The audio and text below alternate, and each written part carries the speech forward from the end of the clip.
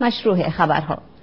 اجلاس رسمی شورای حقوق بشر ملل متحد در ژنو نقض سیستماتیک حقوق بشر و شکنجه و احکام اعدام صادر شده از سوی دیکتاتوری آخوندی را شدیداً محکوم کرد.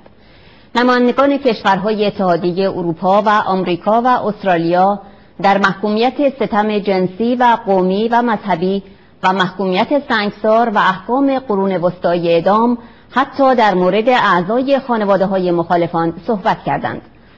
نمایندگان دولت‌ها در شورای حقوق بشر بر ضرورت نظارت بین‌المللی بر وضعیت حقوق بشر در ایران و اعزام گزارشگران ویژه برای بازدید از زندان‌های رژیم تأکید نمودند.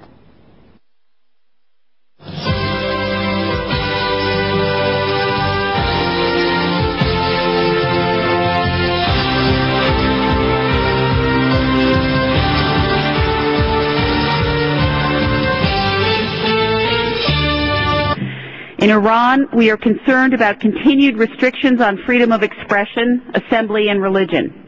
Intimidation of and violence against political activists, civil society members, journalists, and in some cases their family members must stop.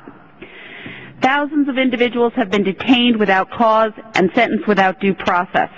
Some have been executed for their participation in protests surrounding last year's disputed elections or other political activities. Iran inflicts brutal punishment in contravention of its international obligations, such as the threatened stoning in the Ashtiani case and others. Iran persists in its use of torture. The government continues to ignore and abuse its citizens' human rights and fundamental freedoms, even those enshrined in Iran's own constitution and in its international obligations. Persecution of religious communities in Iran also continues.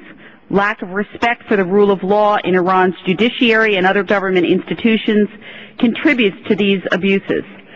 Dozens of members of the Baha'i community are in prison on spurious grounds, and several Baha'i community leaders have recently been convicted and sentenced, and over 100 are awaiting trial. In accordance with Iran's international obligations, we encourage equal rights among marginalized populations, including minorities and women. As Iran continues to ignore its responsibilities to its own people, the need for our collective spotlight on those issues through international monitoring and human rights protection mechanisms becomes increasingly critical. In Iran, more than a year after the peaceful demonstrations following